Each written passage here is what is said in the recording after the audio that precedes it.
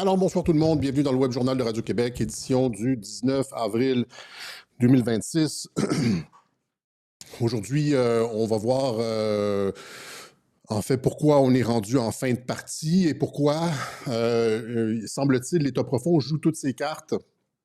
On a l'impression qu'ils mettent le paquet et on voit de plus en plus qu'est-ce qui se passe à l'intérieur de la dissidence, c'est-à-dire que en fait, avoir la totalité, la quasi 99% des comptes de réinformation se retourner contre Trump, on se dit que finalement, durant la COVID, ce que l'État profond a fait, c'est ce que j'aurais fait à leur place aussi, hein, c'est qu'ils ont identifié les têtes fortes.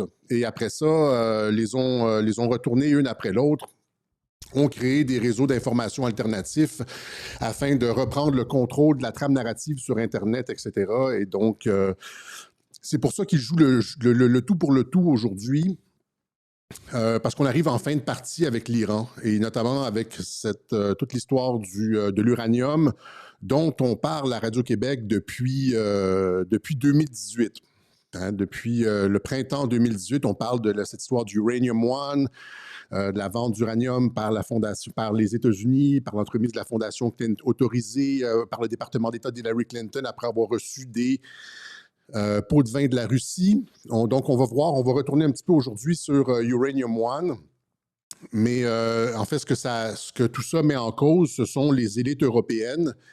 Et pourquoi ils ont attendu, on entend souvent, là, ces temps-ci, que les gros comptes influenceurs se sont retournés avec cette attaque sur l'Iran. Ben, c'est parce que c'est la fin de partie. C'est là qu'on joue les dernières cartes. C'est là que Trump joue ses dernières cartes. Et c'est là que l'État profond joue ses cartes aussi, incluant les influenceurs qui ont été achetés, retournés et qui sont utilisés pour faire barrage contre Trump parce qu'on ne voudrait surtout pas qu'il y ait un effet domino, que les gens sachent, que les gens se questionnent, que partout un peu dans le monde, je l'ai expliqué, hein, c'est l'effet domino, ils essaient d'éviter l'effet domino, que partout dans le monde, les peuples réalisent finalement qu'est-ce qui se passe réellement, c'est quoi l'agenda de Donald Trump, qui serait celui que 99% des peuples veulent, un agenda populiste, se débarrasser des élites mondialistes, etc. Et donc, il faut faire barrage, il faut éviter que la fenêtre d'Overton se déplace du côté du populisme et y mettre tout le paquet. Parce que qu'est-ce qui se passe quand on déplace la fenêtre d'Overton?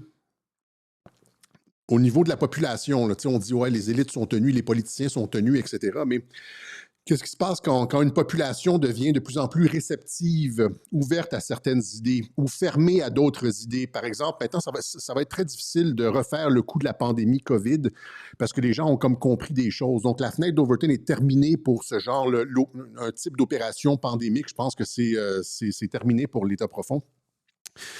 Et donc, à partir du moment où on déplace la fenêtre d'Overton, des choses deviennent possibles pour les politiciens ou impossibles pour les politiciens. Ça réduit la marge de manœuvre. Et c'est-à-dire que, par exemple, sur des politiques anti-migratoires aussi, ou ça, je ne sais pas sur quel sujet, c'est-à-dire qu'à partir du moment où la fenêtre d'Overton est déplacée, eh bien, ça commence à devenir payant pour un politicien d'aborder ces thématiques-là dans ses campagnes. C'est-à-dire qu'il n'y a plus de backlash, ça devient de plus en plus difficile pour les médias de défendre certaines idées. Et donc, c'est pour ça que le jeu d'influence est si important. Je ne sais pas si, en tout cas, si ça a du sens ce que je dis là. Mais tout ça pour dire que c'est ça cette semaine. Donc, je vais faire un petit préambule et après ça, on rentrera dans le vif du sujet. Cette semaine, j'étais en entrevue avec Toxin, avec Clémence Oudiakovka. Je ne me rappelle plus c'est quoi exactement son nom. Je m'excuse pour la prononciation.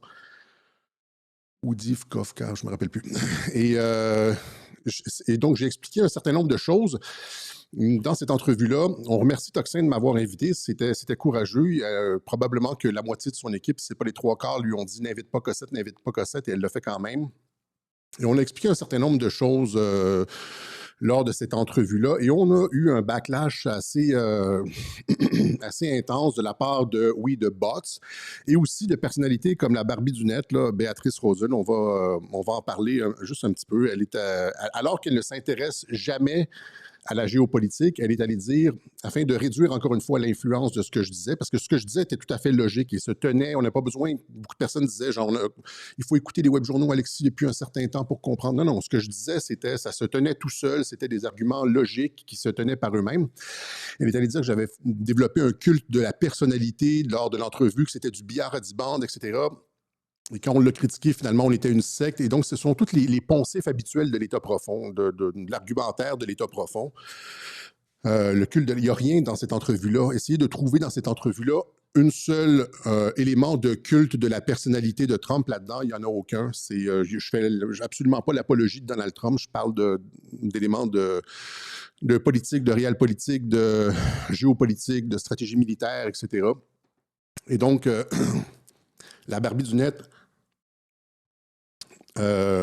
s'est fait souffler des trucs à dire sur cette entrevue-là et c'est ce qu'elle a fait. Elle a dû répondre. Je lui ai demandé exactement, je m'excuse de revenir là-dessus, mais c'est parce que ça donne un peu le ton pour le reste. Je lui ai demandé exactement à 6 ou 7 reprises exactement où ça avait été confus, où c'était du billard à 8 bandes et où j'avais développé un culte de la personnalité. Elle a toujours refusé de répondre et finalement, elle a fini par me bloquer. Et donc, mais on voit ça, donc, de l'opposition massive, on la sent, vous la sentez. Je sais que plusieurs personnes commandent. Qu'est-ce qui se passe avec la dissidence française, la dissidence tenue en France? Géopolitique profonde, là, ils font même plus semblant, c'est n'importe quoi. Chacune de leurs unes, c'est plus caricatural que la précédente. Il y a Carl Zero ici, pas Carl Zero, mais comment ça s'appelle?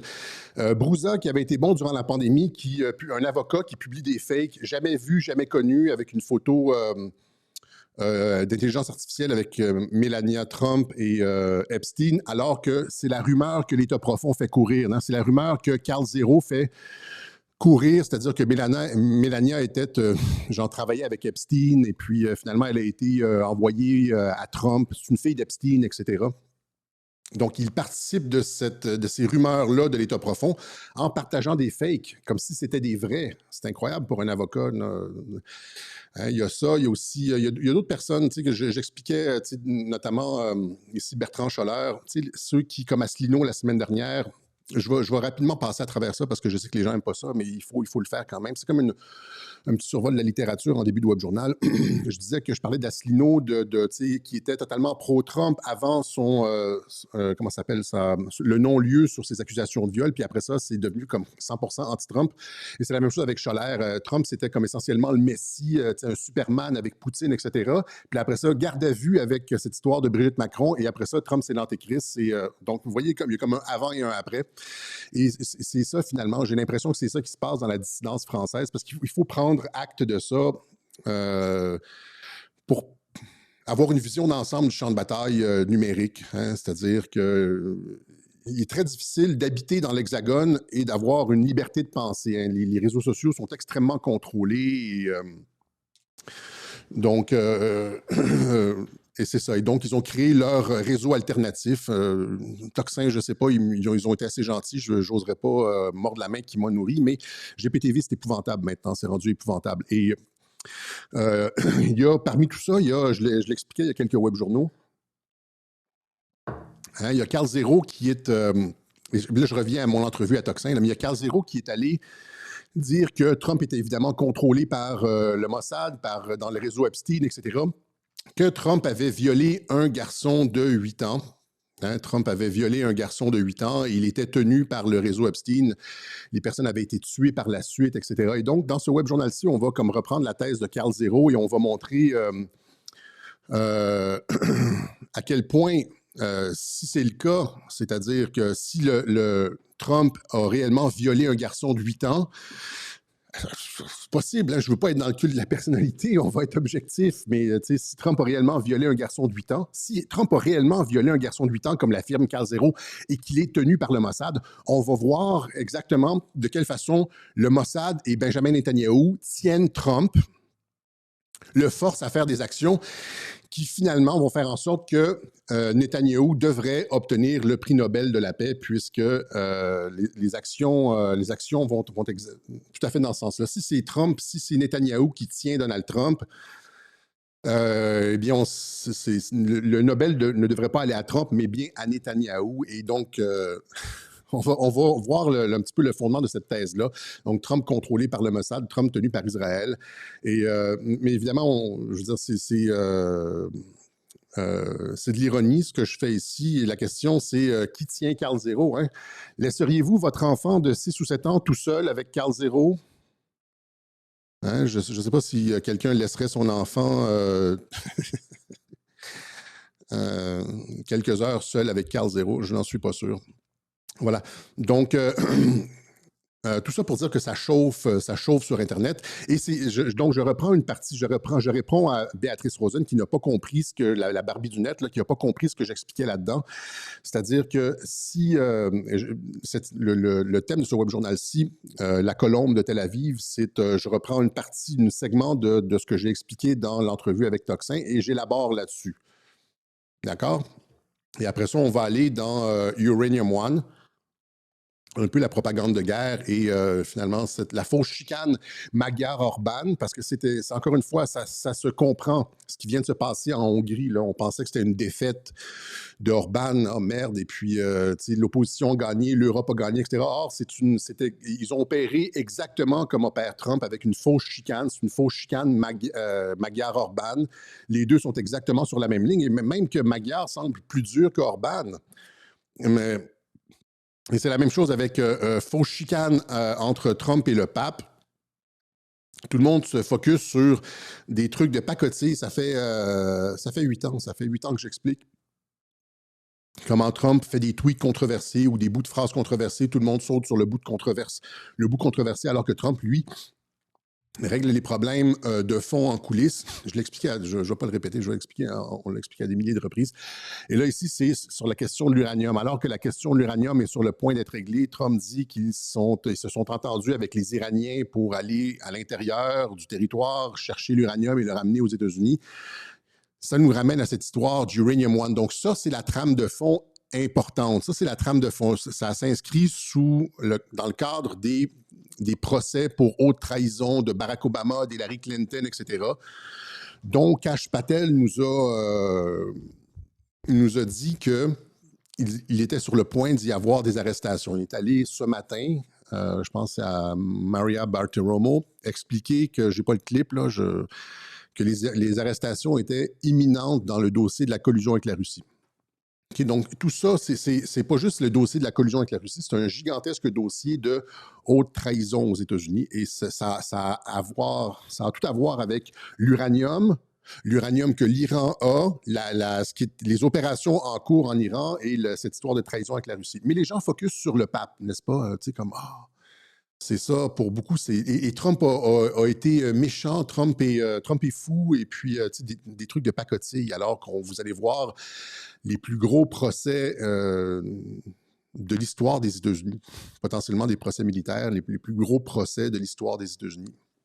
Probablement après les élections de mi-mandat, quand Trump n'aura plus rien à gagner.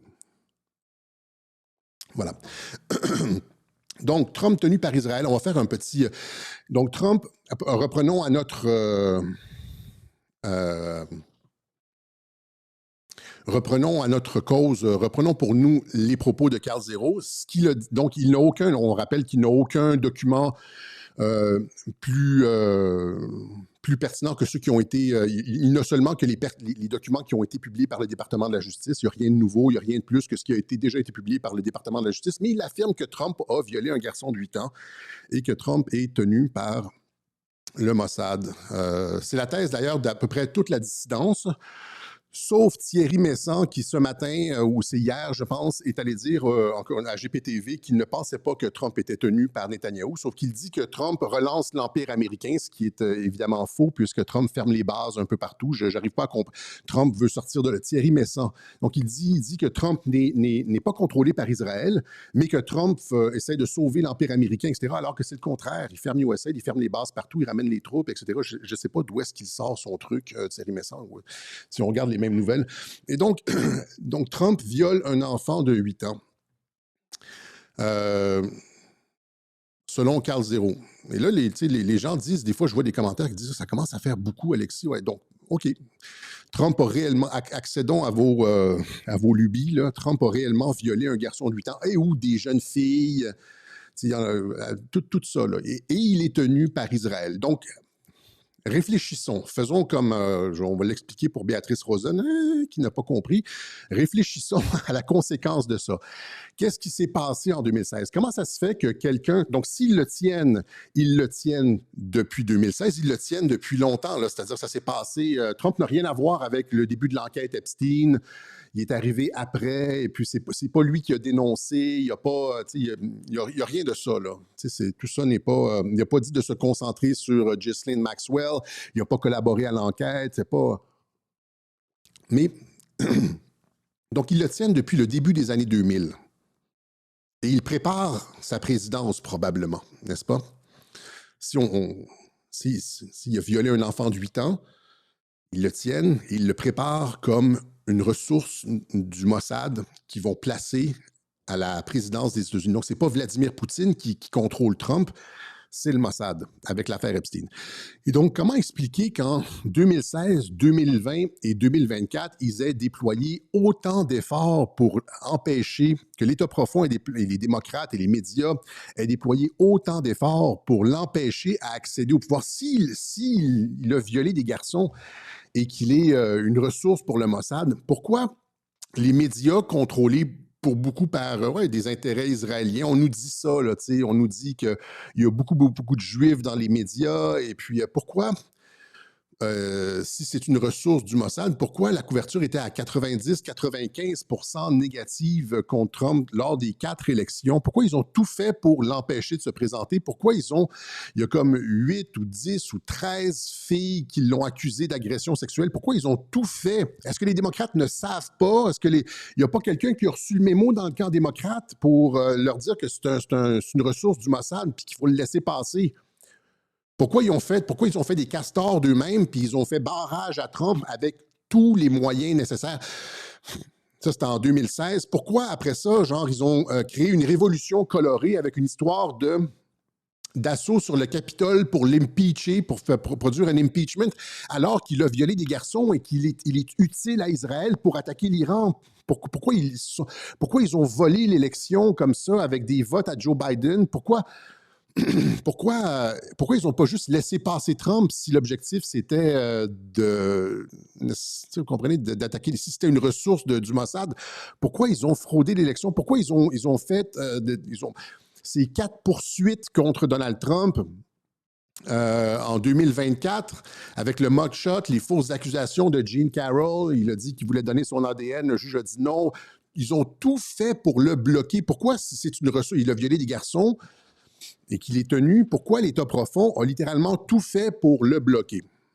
Lors des 3 élections, avec cette histoire de collusion avec la Russie, Trump est un agent russe, etc. Il faut se rappeler tout ça. C'était comme jamais aucun candidat n'a reçu autant de flaques que ça. Pourquoi maintenant tout le monde essaie de le discréditer en disant qu'il est fou, etc.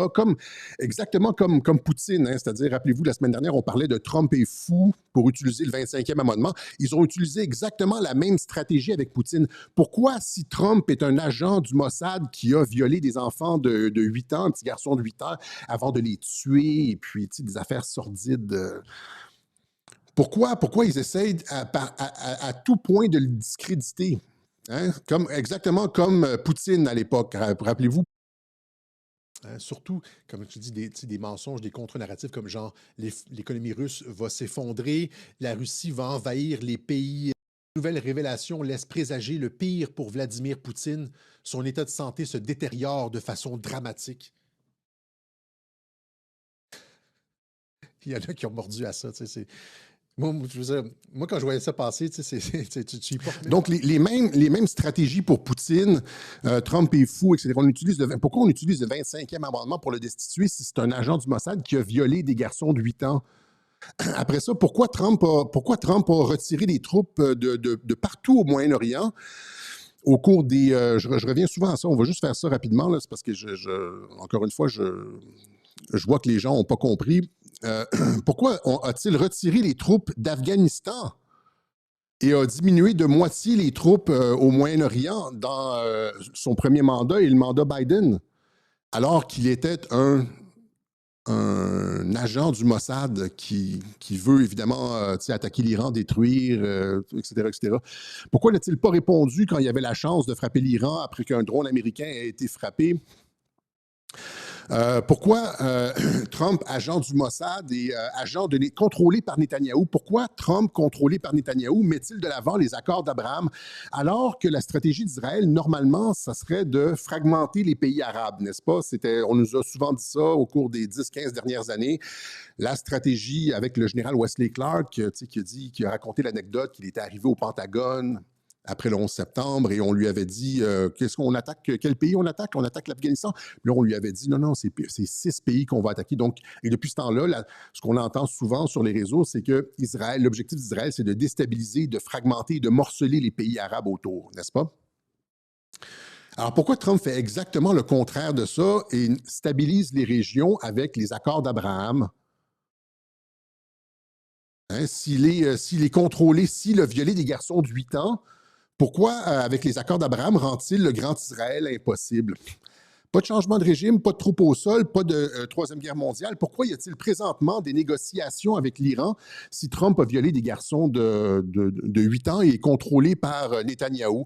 Pourquoi Trump annonce qu'il va y avoir une rencontre à la Maison-Blanche entre le président libanais, Joseph Aoun, et le premier ministre Benjamin Netanyahou? Trump a annoncé qu'il inviterait Netanyahou et le président libanais Aoun à la Maison-Blanche. Pourquoi déploie-t-il des efforts de paix comme ça et de stabilisation de la région s'il est, comme Carl Zero l'affirme, regardez-moi ça, la belle tronche de vainqueur, là, s'il a violé un garçon de 8 ans et il est contrôlé par Netanyahou?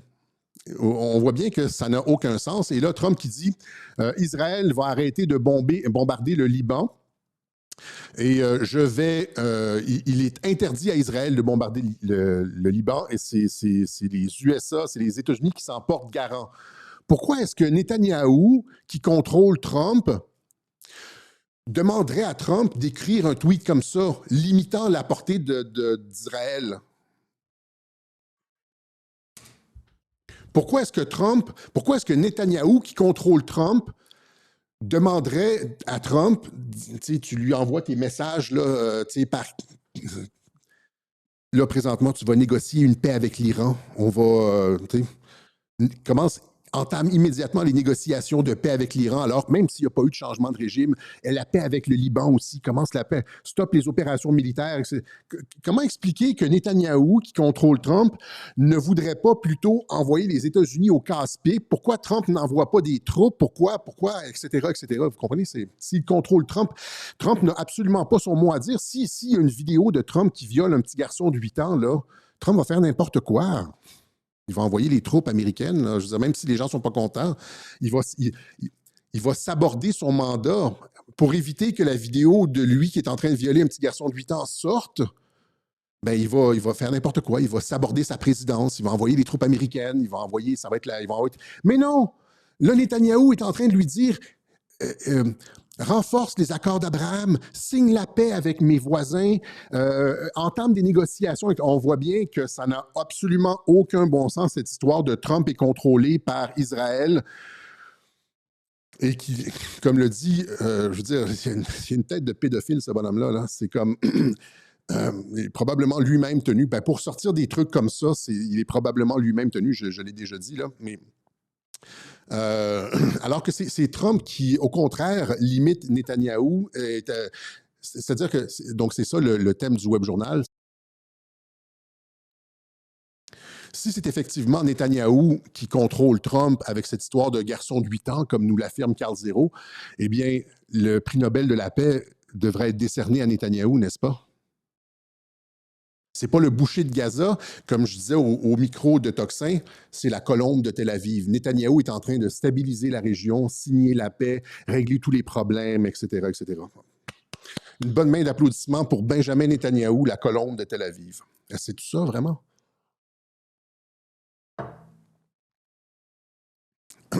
Imaginez ceux qui disent, je pense qu'Idriss dit ça aussi. Il y en a beaucoup qui disent ça, là, sans jamais avoir réfléchi aux conséquences de ça. Et donc, ça, c'est juste un petit. Si vous y pensez profondément, vous voyez bien que c'est absolument ridicule, que ça ne tient pas la route pour une seconde. Et que Trump ne fait pas le jeu d'Israël. Trump ne fait pas le jeu d'Israël. Au contraire, Trump, c'est ce que j'ai expliqué depuis le début, Trump stabilise la région, etc., etc. Mais je vais repasser, quand ils vont signer là, c'est comme le détroit d'Ormuz est ouvert, pas ouvert, il y a cessez-le-feu. Il y a un cessez-le-feu, il y a effectivement rien qui se passe, il n'y a pas de bombardement, mais éventuellement, quand il va y avoir des poignées de main, j'ai une couple de clips à ressortir où est-ce qu'on va se dire encore une fois qui avait raison.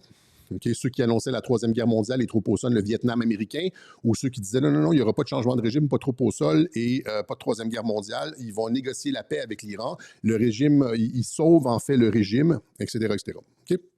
Donc, mais la trame de fond de tout ça, c'est pas juste la dénucléarisation de l'Iran, hein, parce que c'est aussi l'obtention sous couvert, c'est-à-dire sous couvert de dénucléarisation de l'Iran. Ce que les États-Unis font, c'est qu'ils vont chercher l'uranium qui a été acheminé en Iran. OK? Ça ici, ce sont les allégations qui pèsent depuis un certain temps sur ce qui s'est passé aux alentours de 2010 avec Uranium One. Donc ici, Trump assure que l'Iran a accepté de céder son uranium enrichi. Et là, il le dit ici, donc les États-Unis récupéreront toute la poussière nucléaire. Ça, c'est ce qu'on appelle le yellow cake, là. Toute la poussière nucléaire produite par nos redoutables bombardiers B-2, parce qu'il est censé avoir détruit tout le nucléaire, n'est-ce pas, lorsqu'il a bombardé les sites, là. Mais sous quelque forme que ce soit. Cet accord est totalement indépendant du Liban, etc., etc. Donc, ouais, l'emphase, c'est sur le nucléaire et tout tourne autour de ça. Le détroit d'Ormuz, comme beaucoup de personnes l'ont dit, était déjà ouvert avant. Hein? Mais on nous présente ça comme l'enjeu un peu ouvert, fermé, ouvert, fermé. Les gens disent non, il est ouvert, il est fermé. C'est pas ça. Le fond de l'histoire, c'est ça. C'est le yellow cake que les États-Unis veulent aller récupérer et que l'Iran a accepté de livrer. Et donc, ça nous amène à cette histoire de Uranium One dont j'ai parlé à plusieurs reprises depuis 2018 autour de l'Iran, Trump, le pacificateur. Je vous épargne le fait de rejouer les clips encore une fois. Mais cette histoire-là dure depuis longtemps et ça a à voir aussi avec, on en parle on en parlait dans plusieurs webjournaux, cette histoire de Sum of All Fears, cette volonté de l'État profond de déclencher une troisième guerre mondiale en faisant sauter une bombe nucléaire et en faisant passer l'attaque sur le dos de la Russie et puis, etc., en montant les antagonismes, etc. Et c'est à la fin de ce film-là, il y a la chanson, le mouvement Nessun Dorma qui est joué. Et Trump le fait jouer à plusieurs reprises. Encore une fois, récemment, là, je me rappelle, je pense qu'il y a 2 semaines ou quelque chose comme ça, il le fait jouer encore une fois. C'est la fin du film. La fin du film, Some of All Fears, il y a Nessun Dorma et c'est la vengeance, finalement, c'est-à-dire qu'il n'y a finalement pas de guerre entre les États-Unis et la Russie. Il n'y a finalement pas de guerre entre les États-Unis et la Russie. Et ceux qui ont conspiré se font couper la gorge. Je vous le montre rapidement comme ça. On l'a déjà montré, mais...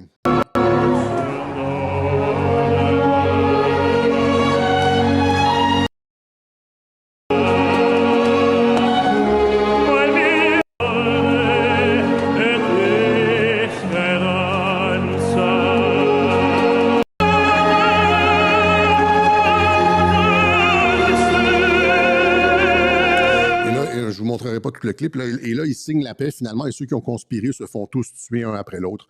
Et c'est ça finalement, on arrive à ça. On arrive à l'acte, c'est ce que je disais en début de Web Journal, on arrive à l'acte final où ceux qui ont conspiré pour créer potentiellement une troisième guerre mondiale, armer l'Iran avec l'arme nucléaire, mais c'est pas nécessairement non plus juste le fait que l'Iran ait une bombe nucléaire, c'est le fait aussi qu'il y a eu de l'uranium clandestin qui est circulé par la vente d'Uranium One à la Russie. Uranium One, c'est une compagnie canadienne qui a été finalement vendue à la Russie. Au début, c'était un pourcentage d'Uranium One qui avait été vendu à la Russie. Mais maintenant, elle appartient entièrement à la Russie, Uranium One. Et cette compagnie-là, Uranium One, minait de l'uranium aux États-Unis. C'est-à-dire que les mines d'uranium, une partie des mines, Uranium One détenait 20% de l'uranium américain. Et Donc, au début des années 2000, le FBI a déjoué un complot de corruption russe avant que l'administration Obama n'approuve l'accord nucléaire controversé avec Moscou. Et donc, il y avait les Russes ont essayé d'acquérir l'uranium américain. Et évidemment, c'est une ressource stratégique. Normalement, tu ne vends pas ça parce que c'est une menace à la sécurité nationale.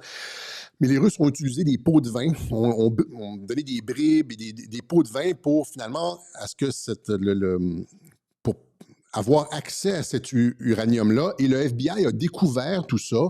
Le FBI de Robert Mueller, qui était directeur du FBI à l'époque, a découvert que les Russes manigançaient, offraient des pots de vin pour acquérir l'uranium. Et finalement, l'enquête a été repoussée et n'a mené nulle part, alors que l'administration Obama a finalement, pendant ce temps-là, l'administration Obama a finalement accepté la vente d'Uranium One à la Russie, même si les Russes manœuvraient en coulisses avec des pots de vin, et le FBI le savait, afin d'acquérir cet uranium-là. Donc, ici, The Hill. Avant que l'administration Obama n'approuve en 2010 un accord controversé donnant à Moscou le contrôle d'une grande partie de l'uranium américain, le FBI avait recueilli des preuves substantielles selon lesquelles des responsables de l'industrie nucléaire russe se livraient à des actes de corruption, pots de vin, d'extorsion, de blanchiment d'argent destinés à développer des activités de Vladimir Poutine dans le domaine de l'énergie nucléaire aux États-Unis. Ils ont également obtenu un témoignage oculaire appuyé par des documents indiquant que des responsables nucléaires russes avaient acheminé des millions de dollars vers les États-Unis au profit de la fondation caritative de l'ancien président Bill Clinton, alors que le secrétaire d'État Hillary Clinton siégeait au sein d'un organisme gouvernemental qui avait rendu une décision favorable à Moscou, le département d'État. Il y a une espèce d'organe du département d'État, qui vérifie, c'est la politique étrangère, le département d'État, là, qui vérifie si on peut vendre des actifs à des puissances étrangères, si c'est une menace à la sécurité nationale. Hillary Clinton siégeait là-dessus. Elle était chef de la diplomatie américaine. Et elle a autorisé, alors que son mari Bill Clinton recevait des millions de dollars à la fondation Clinton par la Russie, elle a officialisé la vente de Uranium One à la Russie.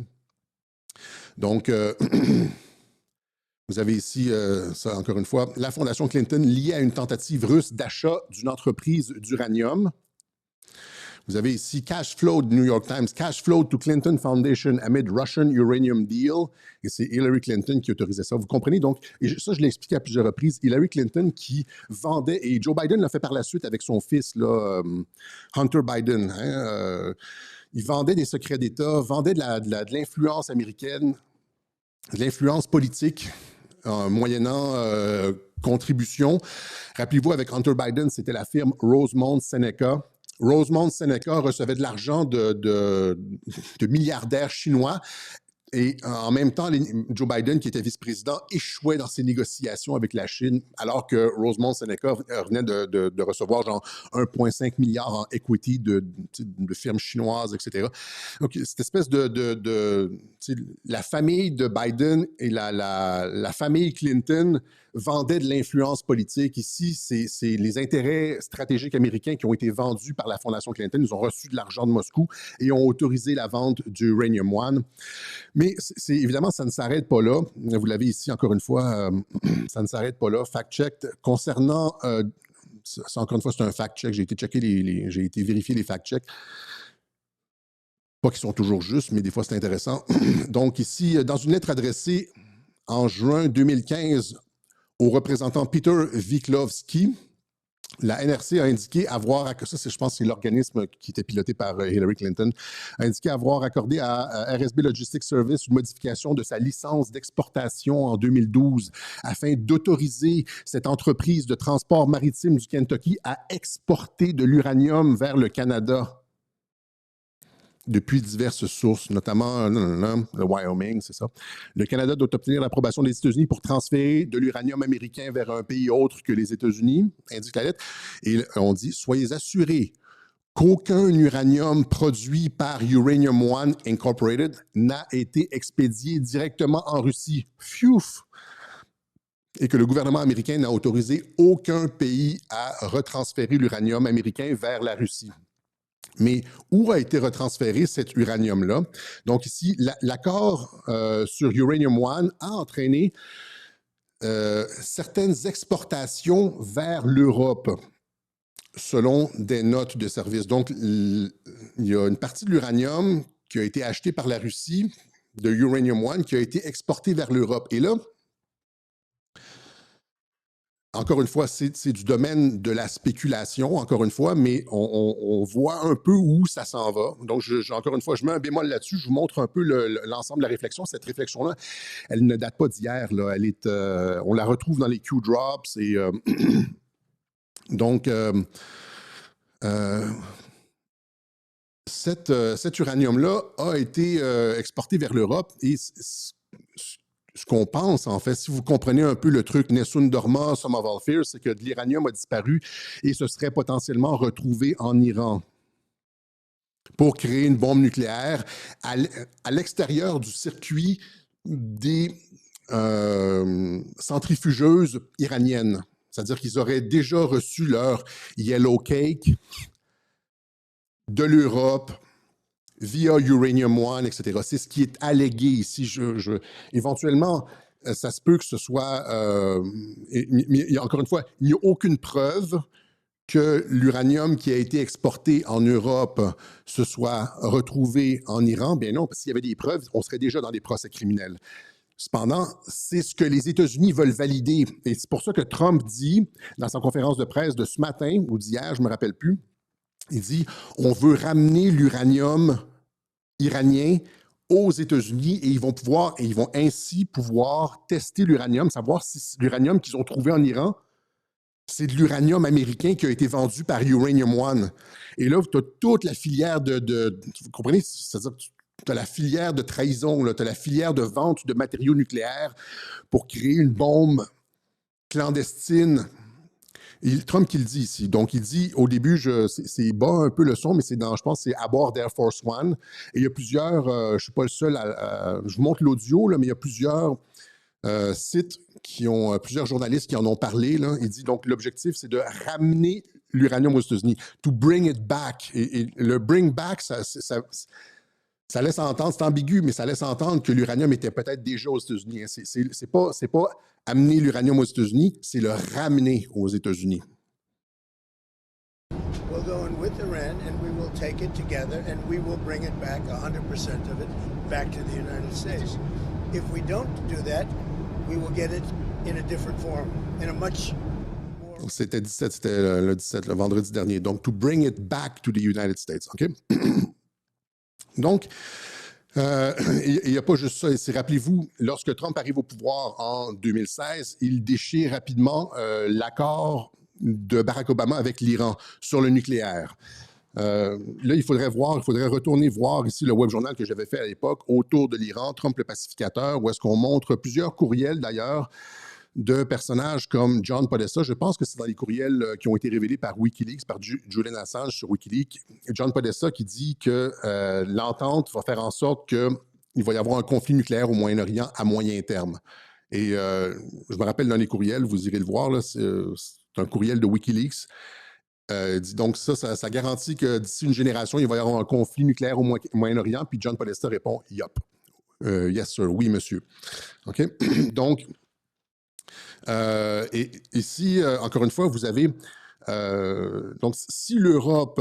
ce qui est révélé en filigrane de cette histoire du Uranium One, c'est la corruption des élites européennes. À l'époque, déjà, il y avait le sous-ministre des Affaires étrangères, Raman Gavani, qui avait dit dans un tweet à l'époque que j'avais montré ici, que parce que les États-Unis faisaient un blocus sur l'Iran, puis mettaient des sanctions, et les sanctions faisaient mal, et le vice-ministre des Affaires étrangères avait dit, si les Européens ne s'opposent pas aux sanctions américaines, nous allons révéler les noms de ceux qui ont reçu des pots de vin en Europe. Et rappelez-vous ce que j'ai expliqué sur les pots de vin en Europe, aussi avec la guerre en Ukraine, etc., etc. C'est pour ça qu'ils se battent présentement bec et ongle, c'est pour ça qu'ils abattent toutes leurs cartes, qu'ils mettent le paquet c'est une vente de feu présentement sur Internet. Ils lancent tous les influenceurs dans la mêlée parce que ce sont les dernières cartes. On est à l'étape de Nessun Dorma, où est-ce qu'on coupe les gorges et où c'est l'acte final. Vous avez ici, donc, ça ici, c'est European Council for Israel, c'est un article là-dessus, là, mais donc un ancien député européen demande une enquête officielle sur les allégations de corruption de politiciens européens par des Iraniens lors des négociations nucléaires qui ont abouti à l'accord avec l'Iran. L'accord d'Obama, il y a eu des négociations entre l'Europe et il y a eu des rétrocommissions, des pots de vin, etc. Où est-ce que je l'ai? C'est ici. Ça, c'est plus loin dans l'article. Cette demande fait suite aux propos du vice-ministre iranien des Affaires étrangères, Hassan Ghashgavi, qui, selon des sources médiatiques internationales, vous avez le tweet ici, je l'avais à l'époque, là. On suivait ça déjà à l'époque.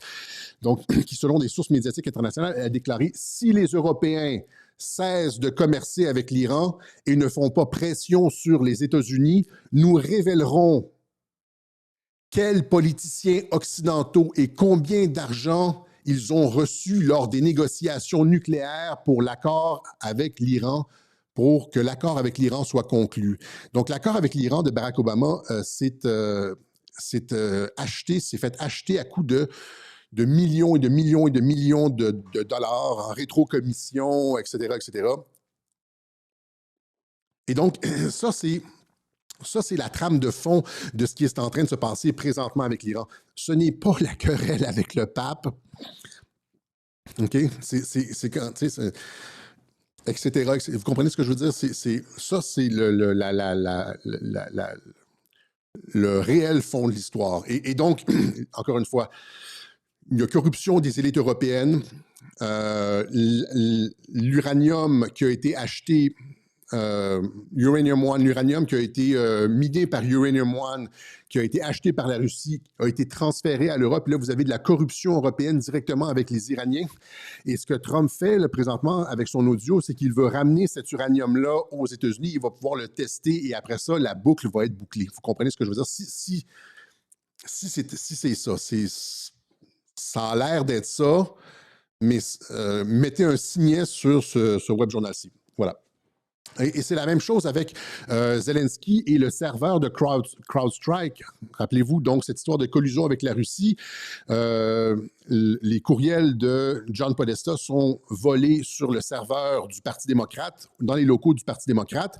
On accuse la Russie d'avoir volé les courriels de John Podesta. Or, tout le monde sait, incluant William Binney, le numéro 2 de la NSA, encryption, vice-président encryption, etc., que la vitesse de téléchargement est impossible. À la vitesse à laquelle les courriels de John Podesta ont été téléchargés est impossible à travers un câble transatlantique et ne peut être effectué qu'à l'intérieur des locaux du Parti démocrate avec une clé USB. C'est conséquent avec ça. Et donc, que la personne qui a probablement téléchargé ces courriels-là, c'est Seth Rich, comme on l'a déjà expliqué. Mais ils ont, indépendamment de ça, le Parti démocrate a interdit au FBI de venir enquêter sur les serveurs pour venir faire les tests sur les serveurs et a plutôt envoyé les serveurs de CrowdStrike en Ukraine, hors de portée du FBI. Et ont pu, par la suite, étant donné que la pièce à conviction numéro 1 n'était plus là, elle était en Ukraine, ils ont pu dire que les Russes avaient piraté et avaient donné à Donald Trump les courriels pour faire mal à la campagne d'Hillary Clinton, et donc que Trump est un agent russe. Trump est un agent russe. On a oublié déjà le fait que Trump avait violé un garçon de 8 ans et est un agent israélien. Là. Comment on... Il me semble que c'est évident ce que Carl Zero explique. Là. Il fait la paix partout, fait que c'est comme... Il est sûrement un agent israélien. Regardez ça ici, juste comme ça, là. Ça, c'est cette semaine, juste une petite parenthèse. Les États-Unis retirent 1000 de leurs soldats de Syrie, selon le Wall Street Journal. Ça, c'est il y a comme quelques jours. Les États-Unis achèvent le transfert des bases syriennes, donc ils vident les troupes de Syrie. Pour un vote en guerre qui a violé un garçon de 8 ans, là, c'est quand même énorme. Là. Je veux dire, qu'est-ce qui se passe avec Netanyahou, là, qui contrôle Trump? Les forces armées américaines se retirent totalement de Syrie après 10 ans. Euh, ce qui est conséquent, notamment avec ce qu'on trouve dans le National Security Strategy, les gens me demandaient là, cette semaine où c'est à la page 16 qui dit qu'il va effectuer un retrait des zones non stratégiques vers des zones plus prioritaires, la zone occidentale, etc. Il ne mentionne pas nécessairement le Moyen-Orient, mais vous le voyez, il a réduit déjà depuis le premier mandat la moitié des troupes. Il est parti de l'Afghanistan, il a réduit la moitié des troupes, il continue le retrait, puis il veut aussi retirer ses troupes du Japon, de la Corée, en Europe aussi, là, il y en a un autre, c'est en Europe, là, on l'a montré, il retire les troupes d'Allemagne, il retire les troupes de partout, je ne sais pas si vous comprenez, y compris du Moyen-Orient, mais il a violé un garçon de 8 ans et il est contrôlé par Israël. Donc, c'est ce que je l'ai ici. Non, je ne l'ai pas mis, celle-là. Mais ici, il dit justement qu'il est très déçu du Japon, de la Corée, etc. Ils ont demandé de l'aide et puis finalement, pourquoi on garde des troupes là-bas alors qu'ils ne nous aident pas quand on est en... Il veut retirer, vous comprenez, il veut retirer les troupes de partout dans le monde et il l'opère. Et ça, c'est en temps de guerre. Et donc, quand il annonce comme ça un retrait des troupes, imaginez le signal que ça, encore une fois, c'est du langage diplomatique. Rappelez-vous le segment où est-ce que j'ai parlé de... This is language. Le segment du film 13 Days, là, vous comprenez rien quand c'est McNamara qui parle à l'amiral. Ça, c'est du langage. Ça, c'est du langage diplomatique. Tu n'as pas besoin de dire des mots, tu n'as pas besoin de signer des documents. Tu retires tes troupes, c'est un geste de bonne volonté. Tu retires tes troupes de Syrie. Il est parti d'Afghanistan, il retire ses troupes de Syrie, il va vider l'Irak. Les bases américaines dans le Golfe vont être diminuées. Ils vont peut-être garder une ou deux bases, c'est juste comme pour de la logistique, pour ravitailler des bateaux, etc. Mais l'essentiel, on le voit, là, c'est de quitter la région. Et pourquoi Netanyahou aurait-il accepté ça?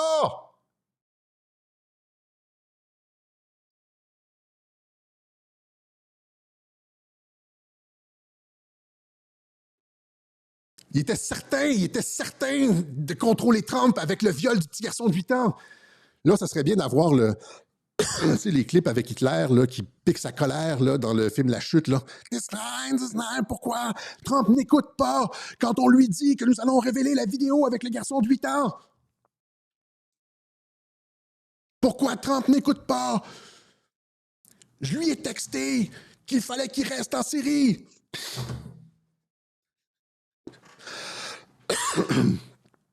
Ouais, il faut que je me calme. Donc, voilà, donc ça ici, base en Syrie, Netanyahou. Donc, et donc, c'est ça, finalement, c'est la même chose.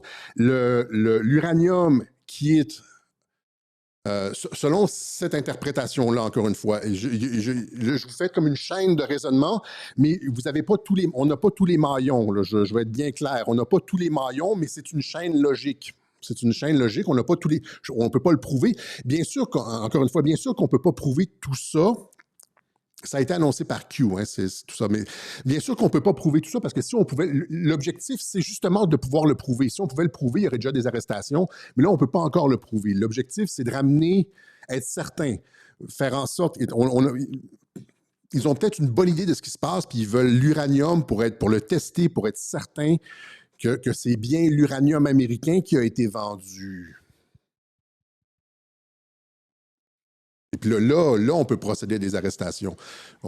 Donc, c'est la même chose aussi avec le serveur de CrowdStrike. Donc, le serveur de CrowdStrike, on veut le ramener aux États-Unis. Ils l'ont peut-être déjà. En fait, Q a dit qu'il l'avait déjà. Mais le serveur de CrowdStrike, pour prouver cette histoire de collusion avec la Russie, l'uranium, pour prouver la trahison et la vente d'uranium illégal, etc., Fondation Clinton et tout ça, ça avait été approuvé par Eric Holder et Barack Obama. Et encore une fois, c'est que tu veux un procès béton. Tu ne veux pas prendre de chance. Tu veux le coincer sur la collusion avec la Russie, tu veux le coincer sur le nucléaire iranien, tu veux le coincer sur le fait d'avoir acheté de l'acier de moins bonne qualité de Nippon Steel, tu veux le coincer sur la fraude électorale, le dos, tu veux le coincer sur... Tu vas avoir comme un truc béton parce que tu veux pas que ça chie en chemin. Voilà. Vous comprenez? Donc, ça, c'est l'histoire de fond. Et les influenceurs et Trump font en sorte, perdre leur temps avec des histoires de Paris Match de genre, etc. il, tu sais, il s'en prend au pape. Who cares? Qu'est-ce qu'il a dit exactement? C'est le Vigano qui a apporté son appui à Donald Trump aujourd'hui. J'ai retweeté ça. Mais vous voyez, donc, c'est pour ça, encore une fois, je reviens ici, c'est pour ça qu'il y a autant de... Pourquoi, à partir de l'opération contre l'Iran, ils ont tous changé? En tout cas, les dernières cartes sont tombées. Et puis ceux qui étaient encore un peu ambigus sur Trump sont tous passés du côté anti-Castor, on pourrait dire, faire obstacle à Trump, parce que c'est le dernier acte. C'est Nessun Dorma, c'est le dernier acte avec l'Iran. On arrive en fin de deuxième mandat de Donald Trump et ça, c'est ça. Voilà. Donc, est-ce que c'est clair pour la Barbie du net ou bien elle va dire que c'est encore tiré par les cheveux, mais bon, c'est pas, disons que c'est pas sa spécialité. Pas comme si elle avait énormément de préoccupations géostratégiques. Voilà. Donc, finalement, je veux un petit mot sur la propagande, encore une fois, ça fait 53 minutes. Donc, je voulais juste dire qu'il est fort probable que cette histoire de l'école des fillettes de minables, plus on y pense, évidemment, plus ça a l'air d'un truc de propagande. Je disais quoi, 70% la dernière fois, je serais probablement moins prudent aujourd'hui. Et c'est probablement une réplique coup pour coup de l'Iran face à la propagande occidentale quand les Occidentaux disaient que l'Iran avait tué 30, 40, 50, 60, 70, 80, j'ai même entendu 80 000 personnes sur un plateau. 80 000. Le Vietnam, c'est 54 000 personnes en 15 ans. Et là, l'Iran aurait tué 50, aurait fait le Vietnam en quelques semaines. Donc, ouais, ça, c'est la propagande occidentale pour valider le changement de régime. Corps disparu, fausse commune, 30 000 morts. Quel est le bilan réel des victimes en Iran?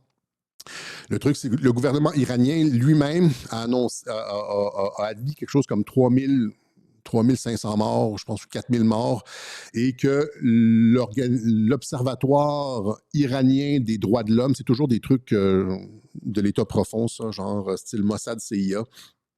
Eux ont dit 7 000. Alors, comment on est arrivé au chiffre de 30, 40, 50, 60, 70?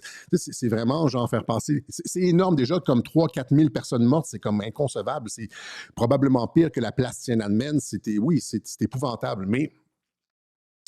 ce que je pense, c'est que c'est du tac au tac, c'est-à-dire qu'on a fait passer le régime iranien, ils ont gonflé les chiffres de 30, 40, 50, 70, comme Kadhafi, on annonçait que Kadhafi avait tiré avec des hélicoptères sur la foule. C'était faux. Un des ambassadeurs français a annoncé que c'était faux. Il n'a jamais tiré avec des hélicoptères sur les foules qui manifestaient, qu'il donnait du Viagra à ses troupes pour violer les femmes. C'était faux. C'était genre, ils ont trouvé une pilule de Viagra dans un soldat ou dans 2, 3 soldats. Et après ça, ils ont dit Kadhafi distribue du Viagra à tous ses soldats pour violer des femmes. Et ça s'est même rendu jusqu'à l'ONU.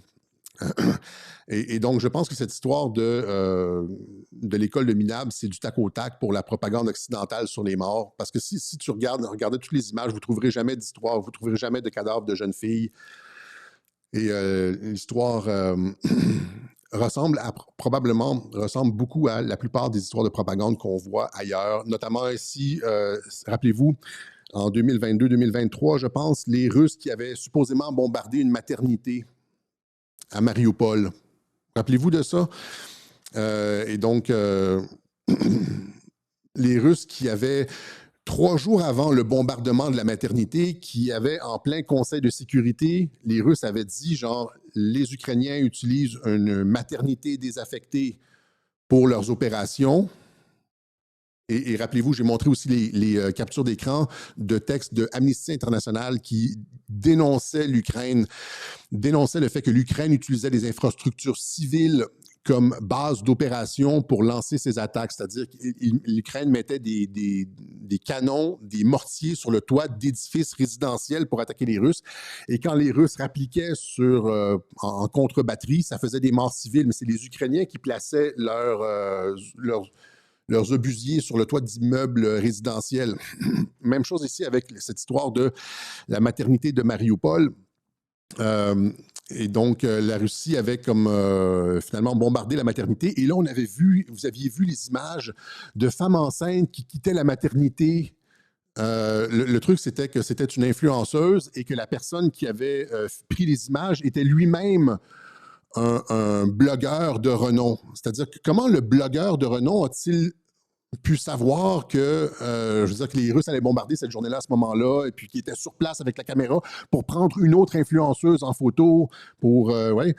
Et donc, quand les Russes s'en étaient pleins, c'est-à-dire que cette histoire, si vous vous intéressez à cette histoire et la propagande autour de cette histoire de maternité, vous allez voir que ça a beaucoup de points similaires avec l'école de Minab. Hein? Et donc, les Russes avaient dit non, c'est faux. En tout cas, les Russes avaient publié plusieurs tweets à l'effet que c'était faux, qu'ils avaient déjà annoncé que les Ukrainiens utilisaient une maternité désaffectée. Et dès que les Russes ont essayé de débunker cette histoire de maternité, ils se sont fait bloquer sur X. Twitter supprime un tweet de l'ambassade de Russie concernant l'attentat de Mariupol, etc. C'est de la guerre de désinformation. Vous avez aussi, on se rappelle de ça, l'anthrax, on se rappelle des bébés dans les incubateurs. Rappelez-vous, la fille de l'ambassadeur du Koweït en 1991 était allée devant le Congrès américain. Elle avait pleuré en disant qu'elle se rappelait, elle avait vu elle-même, elle disait qu'elle était infirmière. En fait, on ne savait pas au début que c'était la fille de l'ambassadeur du Koweït aux États-Unis. Elle disait qu'elle était infirmière dans un hôpital à Kuwait City et qu'elle avait vu les soldats irakiens rentrer dans l'hôpital et prendre des bébés, les sortir des incubateurs et les lancer sur les murs. Et elle pleurait devant le Congrès américain. Et là, finalement, c'était entièrement faux, cette histoire-là. Et on s'est rendu compte que c'était pas une infirmière de l'hôpital de Koweït, c'était la fille de l'ambassadeur du Koweït aux États-Unis qui est allée faire un faux témoignage devant le Congrès, qui avait été utilisé pour agiter l'opinion publique américaine pour partir en guerre. Surtout au début des opérations, pour justifier ou disqualifier les opérations. Rappelez-vous, notamment, cette histoire, la guerre du Vietnam est commencée avec l'incident du golfe du Tonkin.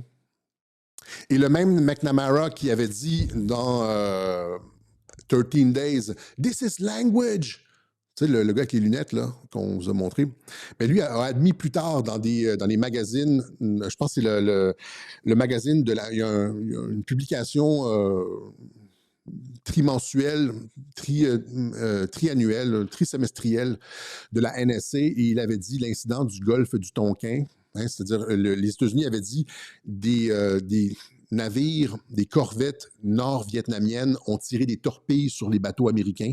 Et ça avait été utilisé comme justification pour commencer la guerre contre le Nord-Vietnam, commencer le déploiement de troupes, les opérations militaires, etc. La guerre du Vietnam a commencé avec l'incident du golfe du Tonkin et McNamara avait admis que c'était entièrement faux. Rappelez-vous, le 11 septembre, et tous ces gens qui sont comme normalement super sagaces sur la propagande de guerre, finalement, sont complètement aveugles ici à l'effet que cette école-là, ce truc-là, aurait pu être entièrement fabriqué par l'Iran. Il n'y a aucun cadavre de jeune, on voit aucun cadavre de jeune fille, là, alors qu'on normalement, on nous les montre, rappelez-vous, à Gaza, on les voyait les morts à Gaza, les enfants morts, puis ça, il n'y avait pas de problème à les montrer, mais là, on n'en voit aucune. Et c'est la même chose ici. Pas plus tard qu'il y a 3 ans, 40 bébés décapités. Rappelez-vous, Israël avait dit que le Hamas était rentré, là, et puis qu'il avait décapité 40 bébés, et puis 40 bébés décapités, des constructions de la rumeur au cœur de la guerre de l'information entre Israël et le Hamas. Ici, des informations non vérifiables faisant état de 40 bébés décapités lors du conflit israélo-palestinien enflamment les réseaux sociaux. Aucune preuve photographique n'avait été rendue publique jeudi matin pour corroborer les affirmations selon lesquelles le bébé aurait été décapité. Israël publiait des photos de nourrissons morts après l'attaque, a publié des photos de nourrissons morts, OK? Donc, des photos de nourrissons, comme en Syrie. En Syrie, on montrait des photos de nourrissons morts et on accusait le régime Assad, etc. Donc, soyez un peu plus sagaces sur la propagande de guerre. Encore une fois, plus on y réfléchit, j'étais comme à 70%, 70-30 sur l'école de Minab. Je suis plus comme à 90-10, là. Surtout en début, les hostilités commencent avec un truc comme ça. C'est comme l'incident du golfe du Tonkin. C'est comme en début de conflit, là, ça a une forte odeur de propagande. Comme ça, ici, pour justifier la guerre, la première guerre d'Irak, ici, pour justifier la deuxième guerre d'Irak. Rappelez-vous, il nous montrait les camions. il nous montrait les camions, là, les vannes d'armes de destruction massive, les vannes d'armes biologiques qui rentraient, puis là, ils échangeaient le matériel, puis c'était comme... il y avait des vidéos, il était arrivé à l'ONU avec des vidéos de surveillance. Qui aurait pu dire le contraire? Il montrait même les vidéos. C'était de la bullshit intégrale. OK? Surtout en début de conflit, pour bien cristalliser le... Ça, c'est sans compter les images de guerre. Ça, ici, on nous a montré des images comme ça. Ici, l'image était d'une explosion de gaz en Ukraine en 2018, mais on nous a présenté ça comme une frappe russe, etc., etc. Okay? Donc, ce que je veux dire, c'est que il est fort probable que cette histoire de l'école de Minab soit le fait que les Iraniens aient rendu l'appareil à la propagande occidentale concernant les massacres. Ce qui ne veut pas dire qu'il n'y a pas eu de massacre, il y en a eu, là. Le régime lui-même admet. Mais on est loin du 30, 40, 50, 70, 80 000 morts. Ça, je veux dire, c'est complètement farfelu.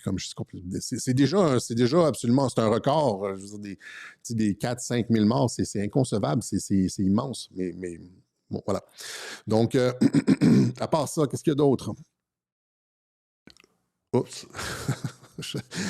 Mauvais diapositive. À part ça, il y a Peter Magyar, finalement. Ça, c'est une autre fausse chicane. Le gars s'est présenté comme étant... le gars s'est présenté comme étant l'ennemi de Viktor Orban, alors qu'il a été dans son parti pendant 20 ans. Et les mondialistes et les européistes ont mordu à l'hameçon. Ça a joué dur, hein? Ça a joué dur. C'était genre menaces, insultes, sextape. Donné perdant en Hongrie, le tonitruant Orban joue son va-tout. C'était comme acerbe, c'était comme... Alors que, nous dit Loubachenko, je ne qualifierais pas Peter Magyar d'opposition. Il a travaillé aux côtés de Viktor Orban pendant 20 ans. Il était dans le parti de Viktor Orban. Il a travaillé dans le parti de Viktor Orban, je m'excuse, pendant 20 ans. Donc, quand tu connais le manuel d'opération du camp adverse, tu peux manipuler. C'était tout sauf Orban. Et là, donc, tu te présentes, c'est une fausse chicane, tu te présentes comme un autre, tu cries des noms. Orban, le salopard, Ciel, mon mari, et genre, avec des insultes, là, à la Tucker Carlson. Là. Et là, tu deviens tout d'un coup le favori, mais finalement, c'est ça, regarde, c'est comme il est encore plus radical qu'Orban. Pour la première fois de l'histoire, tous les députés parlementaires devront prêter serment à la Sainte Couronne de Hongrie. Peter Magyar est encore plus dur qu'Orban sur l'immigration, donc s'engage à maintenir la ligne d'Orban en matière d'immigration illégale en maintenant et en renforçant la clôture frontalière. L'UE fait la gueule. Ben oui, ils se sont fait avoir. Ouais. Ils se sont fait avoir. Encore une fois, est-ce que c'est plus une théorie des faux chicanes, c'est la méthode. C'est pas une théorie, c'est une méthode avérée de manipulation politique.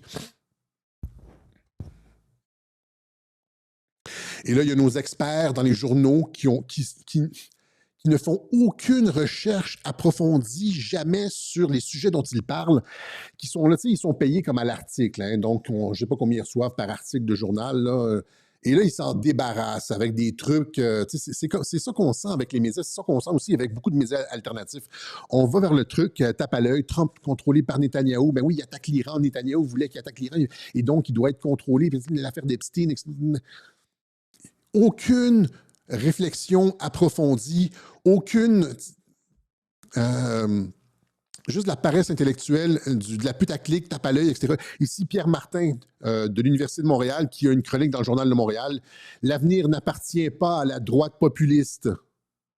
Déconfiture de l'autocrate Viktor Orban aux mains d'une opposition libérale et pro-européenne en Hongrie. Démontre que la montée de la droite populiste n'est pas inéluctable. Pauvre tweet. On va être poli, là. Pauvre tweet. Et donc, et bravo à Greg, hein, Space Patriot, c'est lui qui nous a mis la puce à l'oreille sur Magyar, c'est lui qui a fait la recherche, c'est lui qui était sur la ligne Magyar, Trust the Plan. À Radio-Québec, on n'est pas sur Trust the Plan. Hein? Donc, salut Greg, mais on n'est pas sur Trust the Plan à Radio-Québec, n'est-ce pas? Les gens disent souvent ça, on entend souvent ça dans la communauté. Trust the Plan, Trust the Plan. On n'a jamais dit Trust the Plan à Radio-Québec. On explique les choses logiquement. Est-ce que je me trompe ou c'est ce qu'on a fait à Toxin? On explique les choses logiquement, c'est-à-dire logiquement, il y a, l'Iran n'a pas rappliqué, alors que l'Iran disait, où est-ce que c'est là?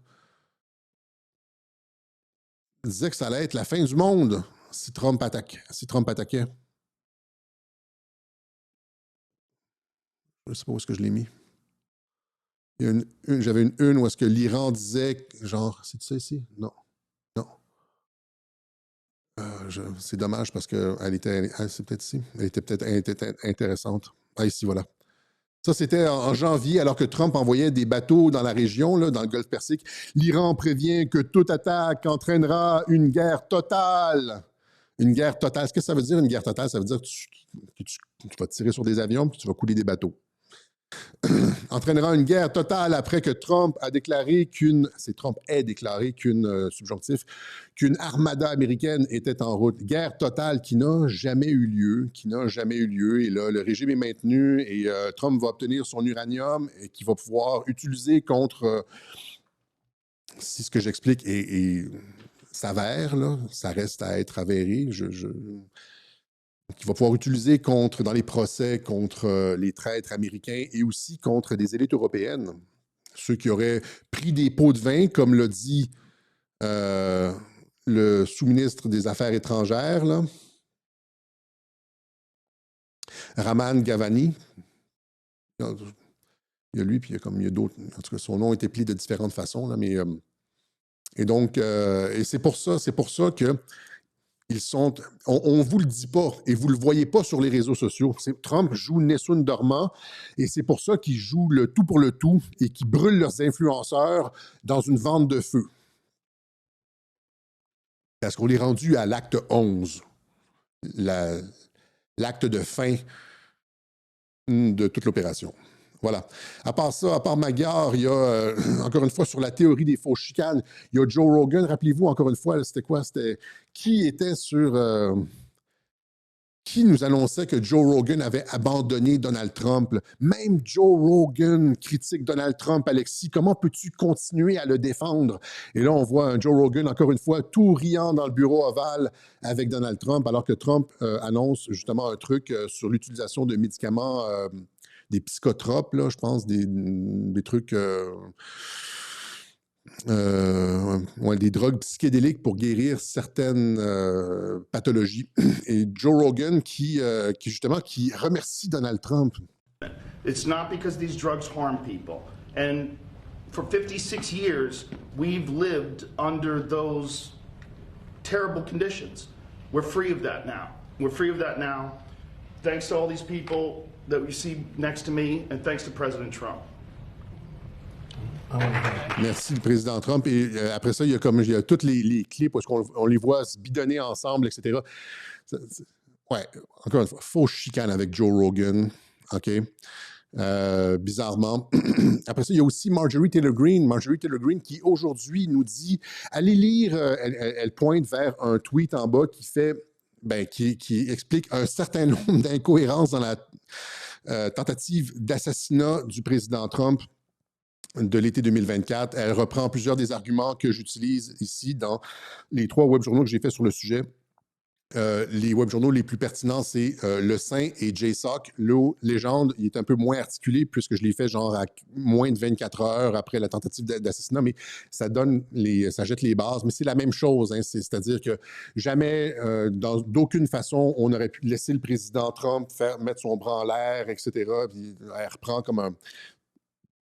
C'était une entreprise de communication, il n'y a pas de balle qui a été tirée, etc. Puis, donc, voir, puis Comparator, là, encore une fois, le misspelling matters, puis rappelez-vous tout ce que j'ai expliqué avec ça. Donc, mais Marjorie Taylor Greene qui pointe vers ça, et aussi, Flynn, ici, encore une fois, on va terminer là-dessus, des tweets notoires. Là. Ici, c'est Sun Tzu, c'est un gars que je suis qui dit, genre, les gens aiment bien détester Mike Flynn et Q.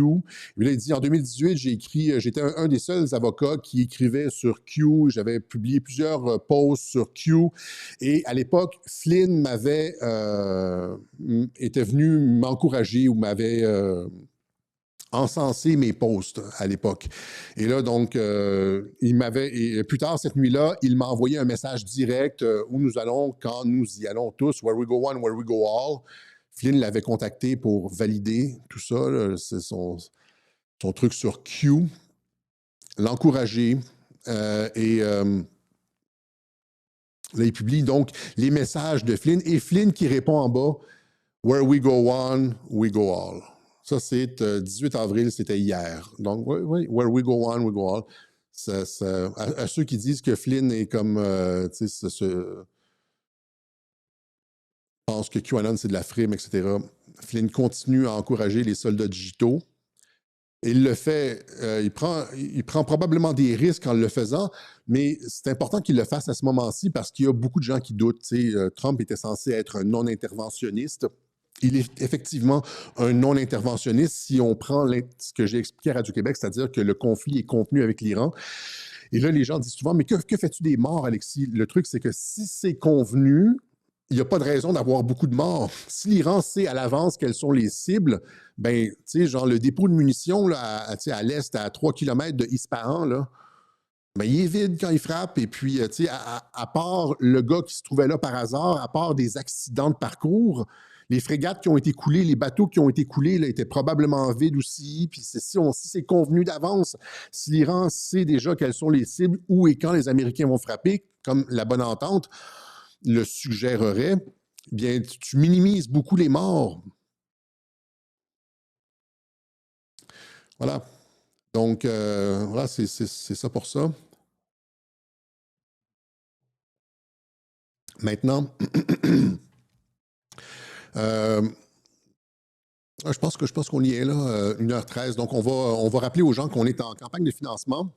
Les 2 dernières semaines d'avril, c'est généralement, on lance une petite campagne de financement pour notre année financière dans l'entreprise Radio-Québec se termine le 31 avril et donc c'est ça. On fait généralement une campagne de financement à la fin avril. Donc, si vous avez la chance de nous appuyer, si vous considérez que nos informations sont intéressantes, si vous réalisez, si vous êtes capable de réaliser qu'on est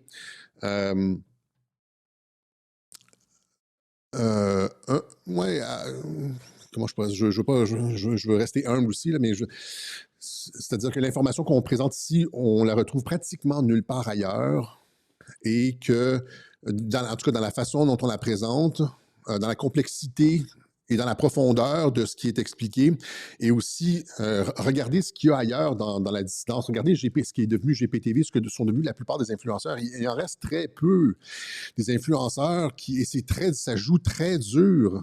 Tu sais, les attaques sont sévères sur moi, là, gentil. Il y a des comptes qui nous sont, je l'ai expliqué, ça, qui sont dédiés. Il y a au moins comme, c'est pas, presque 10 comptes, un petit plus entre 10 et une demi-douzaine de comptes que j'ai identifiés qui sont, genre, c'est pratiquement juste de l'anti-Radio-Québec avec capture d'écran, clips vidéo, etc. Tu regardes on se fait attaquer, mais on maintient le cap.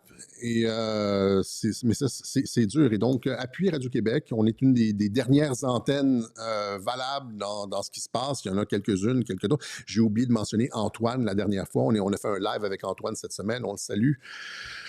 Comme j'ai dit à son émission, c'est comme quand on oublie de saluer sa femme, on est dans un congrès, et puis on remercie les collègues, etc., et puis on oublie de mentionner sa femme. Mais je lui ai écrit tout de suite après le dernier web journal. J'ai dit désolé, je viens de mentionner des personnes et j'ai oublié de te mentionner. Et on a fait un live cette semaine, si ça vous intéresse. Donc, voilà, c'est important d'appuyer peut-être les derniers résistants là, qui restent. Tous les autres ont révélé leur couleur, ont montré un peu de quel bois ils se chauffaient, où est-ce qu'ils se situaient, etc. Et comme je l'ai dit en début de web journal, ça joue très dur en France, dans le monde francophone, ça joue très dur. Et ce qui s'est passé, je le répète une dernière fois, ce qui s'est passé, c'est que l'État profond en France, je sais pas, les RG ou je sais pas, peut-être pas les RG, mais ceux qui opèrent, ont identifié les têtes fortes durant la COVID et ont serré la vis. Ils savaient exactement qui contraindre. Et là, donc, arrestation, les personnes qui parlent de Brigitte Macron, tu les arrêtes et là, tu leur serres la vis. Tu sais, OK, bon, c'est un petit peu comme Asselineau, là. C'est comme ça qu'on opère. Mais nous, on a la chance de ne pas être dans l'Hexagone et donc on a un petit peu plus de liberté de parole. Il faut quand même faire attention ici. Ils pourraient nous tomber dessus, mais au Québec. Mais On a l'impression que pour avoir une liberté de parole, il faut être à l'extérieur de l'Hexagone, voilà, à l'extérieur de la France, hein, je sais pas, en Russie, en Afrique, au Canada, aux États-Unis, mais en France, il ne reste plus grand-chose, là. Et donc, continuez à nous appuyer si c'est possible pour vous. On va terminer avec... j'avais d'autres choses ici. C'est ça. Ici. Non, je ne l'ai pas, c'est pas ici. Donc, c'est... j'avais parlé de Nathan la dernière fois. Il y avait une autre image de lui là, qui avait été partagée, de lui à la maison. Donc, l'opération s'est bien passée. Les gens m'ont demandé qu'est-ce qui s'est passé, fait un suivi sur Nathan. Et donc, c'était plusieurs heures d'opération au cerveau. 48 heures après, il est retourné à la maison et ça va bien, ça va très bien, il guérit bien. Donc, il remercie tout le monde qui ont prié pour lui. Il se sent privilégié. Alors, bon courage à toute la famille et bonne convalescence, Nathan. Voilà. Pour sur les façons d'aider Radio-Québec, vous le savez, c'est comme les façons habituelles. Il y a par la poste, il y a comme par Interact. On est, encore une fois, on a une fin d'année financière. On n'est pas un organisme à but non lucratif. La seule différence entre nous et les autres plateformes qui chargent à tous les mois pour accéder au contenu, c'est que nous autres, on a un socio-financement éthique et on laisse ça ouvert à tout le monde parce que c'est une guerre de l'information. L'objectif de Radio-Québec, c'est pas de faire de l'argent, c'est de déplacer la fenêtre d'Overton. Et donc, c'est pour ça comprenez-vous que l'objectif, c'est de déplacer la fenêtre d'Overton, puis que si on avait un paywall comme ça, on ferait probablement beaucoup plus d'argent, mais on aurait 10 fois moins de vues. Avec 10 fois moins de vues, mais un paywall, on ferait beaucoup plus d'argent. Mais on aurait beaucoup moins de portée. Et c'est déjà assez difficile, présentement, dans la guerre de convaincre les gens, de changer les mentalités, de déplacer. C'est déjà suffisamment difficile de déplacer la fenêtre d'Overton que si on avait un paywall, nos idées seraient probablement nulle part. On n'aurait aucune influence. Et donc, mais c'est pas ça l'objectif. Et donc, merci à ceux qui le font. Ils le font de façon anonyme, ils le font de façon généreuse, et puis... Merci aux contributeurs anonymes de Radio-Québec. C'est au nom de tous les auditeurs, tous ceux qui écoutent gratuitement et puis qui... un gros, gros, gros merci. Voilà. Autre chose?